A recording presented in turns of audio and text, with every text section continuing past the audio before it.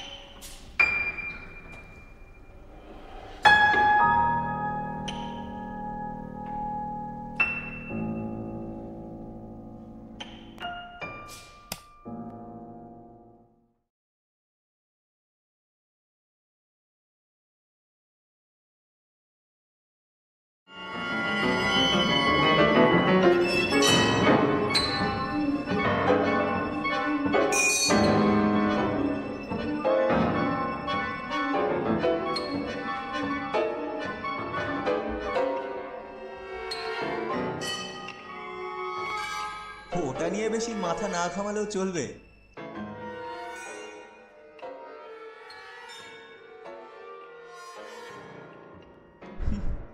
অযথা চেঁচামেচি করবেন না, তাতে আপনার বিপদটা বাড়বে বই কমবে না।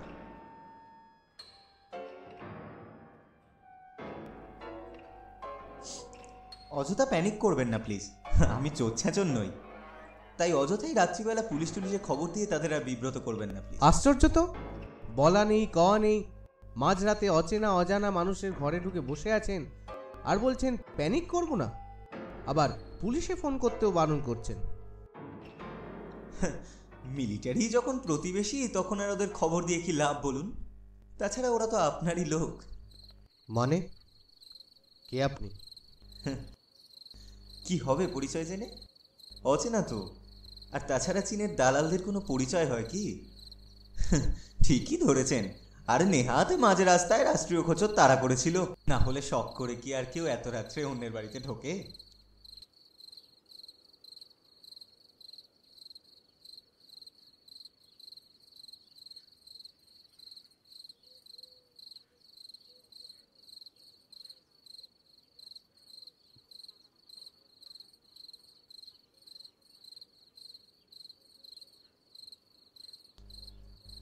এক গ্লাস জল দিতে পারেন? গলাটা শুকিয়ে কাঠ হয়ে গেছে। পুলিশ এই চন্দননগর থেকে তাড়িয়ে এনেছে।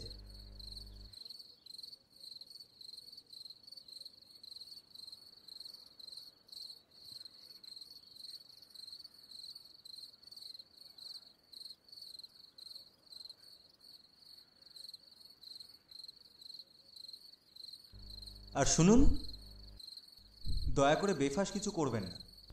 আমার আপনাকে কিছু বলার আছে। আমার এইটুকু রিকোয়েস্ট রাখবেন প্লিজ।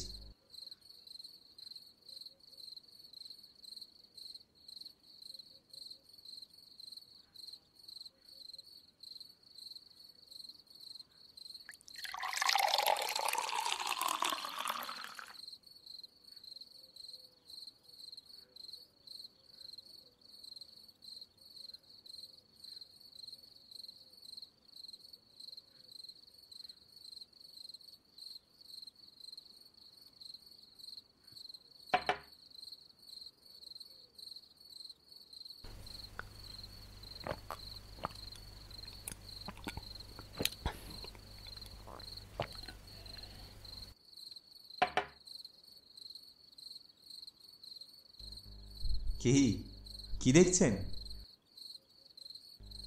ভাবছেন সামনে একজন রাষ্ট্রদ্রোহী বসে, অথচ সেই রকম নন ভায়োলেন্ট অ্যাক্টিভিটি দেখাচ্ছে কেন, তাই তো? আসলে আপনারা আমাদের যতটা ইম্পোলাইট ভাবেন ততটা আমরা নই।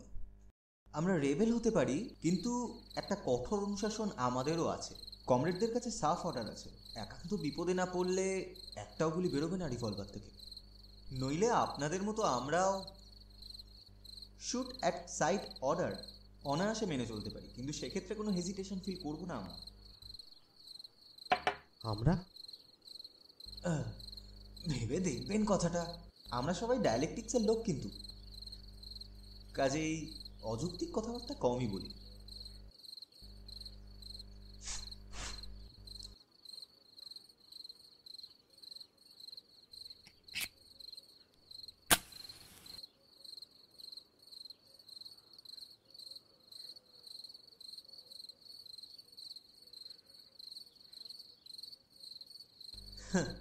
এসব খবরের কাগজে যা লিখছে তার সবটাই তো আর সত্যি নয়। আমাদের মুভমেন্ট সম্বন্ধে মানুষকে এত ভুল বোঝানো হচ্ছে যে তারা বুঝতেই পারছে না কোনটা ভুল আর কোনটা ঠিক। আসলে আমরা যে একটা অচল সিস্টেমকে মোটিভেট করতে চাইছি সে কথা তো কোনো খবরের কাগজে লিখবে না, আর তাই মাঝে মধ্যে আপনাদের মতো মানুষদের একটু বিব্রত করতে আসে। আমরা তো আর টেররিস্ট নই যে অ্যানার্কিজমের দায়ে মানুষকে ভুল বোঝাবেন। আমাদের তো সমাজের জঞ্জালটা পরিষ্কার করতেই আসা, আর সেটা তো কোনো কলকাতার কর্পোরেশন করে দেবে না, তাই না? তাহলে আপনাদের সম্পর্কে গড়ে ওঠা সব ধারণা ভুল, সব অভিযোগ মিথ্যে। তাহলে কচি কচি বাচ্চাগুলোকে প্রভোগ করা হচ্ছে কেন?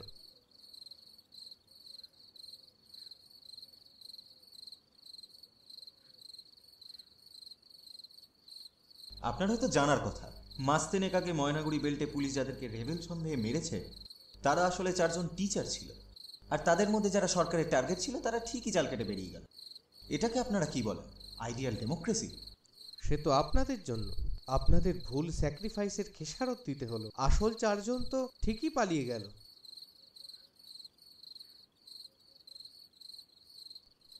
এভাবে আর পালিয়ে পালিয়ে কতদিন আর সমাজের বুকে ছুরি মেরে ঘুরে বেড়াবেন?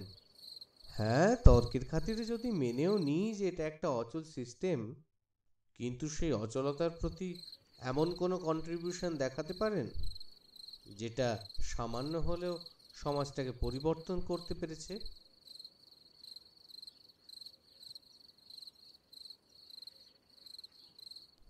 না, কন্ট্রিবিউশন নেই। আছে শুধু দেয়ালে দেয়ালে মারা পোস্টার, পাড়ার অলিতে গলিতে পুলিশের সাথে এনকাউন্টার আর বারুদের গন্ধ।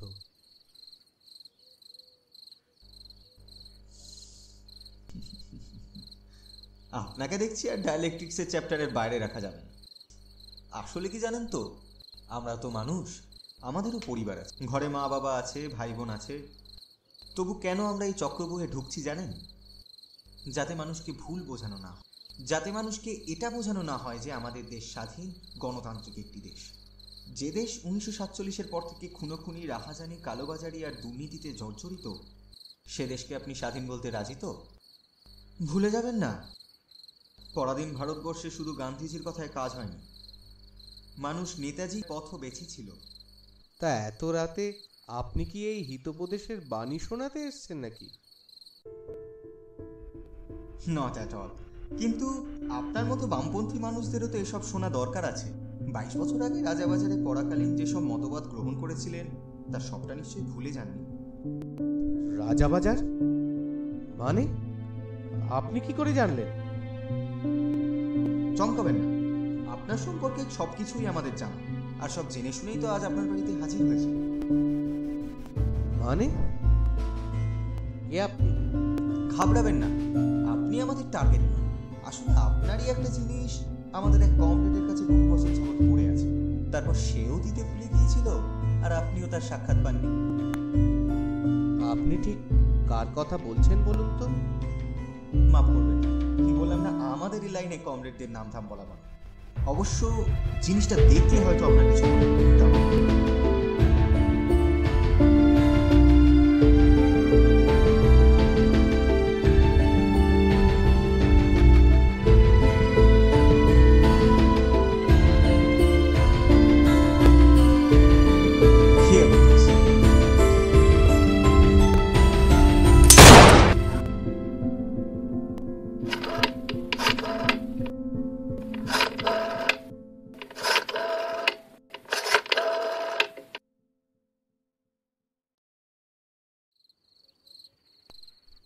Hello, Chinsurah police lines. Roy Chowdhury speaking, Lalbazar.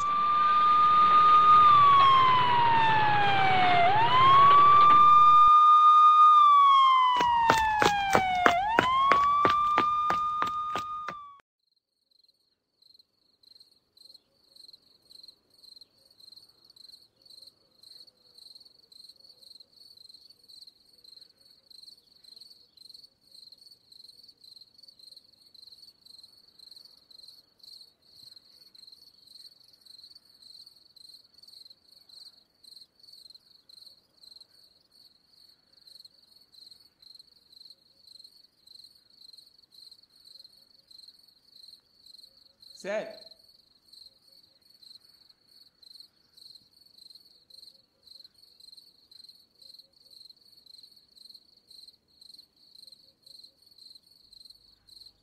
অনেকদিন ধরেই আমরা তককে তককে ছিলাম।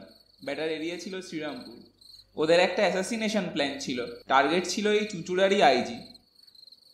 আসল নাম? সেটা জানা এই মুহূর্তে পসিবল নয়, ওকে আমরা বাপন নামেই চিনতাম। তবে যত তাড়াতাড়ি সম্ভব সমস্ত রিপোর্টগুলো আমি আপনার কাছে জমা দিচ্ছি। আর তাছাড়া ওর ব্যাগটা তো আপনার কাছে রইলই। মিস্টার মুখার্জি, আপনি গিয়েই রিপোর্টটা করবেন। অ্যাটেম্প টু মার্ডার সিআইডি এই চার্জশিট দেবেন। কাল সকালে লালবাজারে আমি জানাবো। আর হ্যাঁ, প্রেসকে সামলানোর দায়িত্ব কিন্তু আপনার। I must to keep him alive. যাই হোক স্যার, যদি সত্যি ওর আপনাকে মারার পরিকল্পনা থাকতো তো? তবে গুলি করার ব্যাপারটা নিয়ে আপনি একদম চিন্তা করবেন না, ওটা আমি ঠিক সামলে নেব। থ্যাংক ইউ বিমানবাবু। যাই হোক, আমি তবু দুজন গার্ডকে বাইরে রেখে দিয়ে যাচ্ছি, just in case for safety. আসছি স্যার।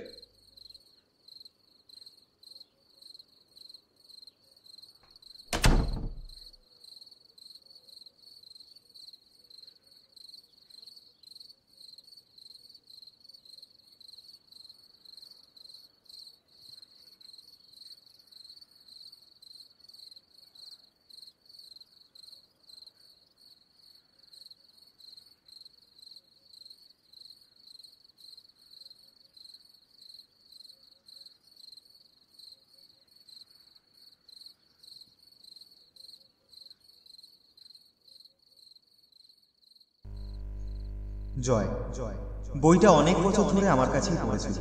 তুই হয়তো ভুলেই গেছিলিস সেটা, তাই আজ ফেরত দিয়ে গেলাম। তুই সেই যে কলেজ পড়তে দিয়েছিলিস আর ফেরত দেওয়া হয়নি।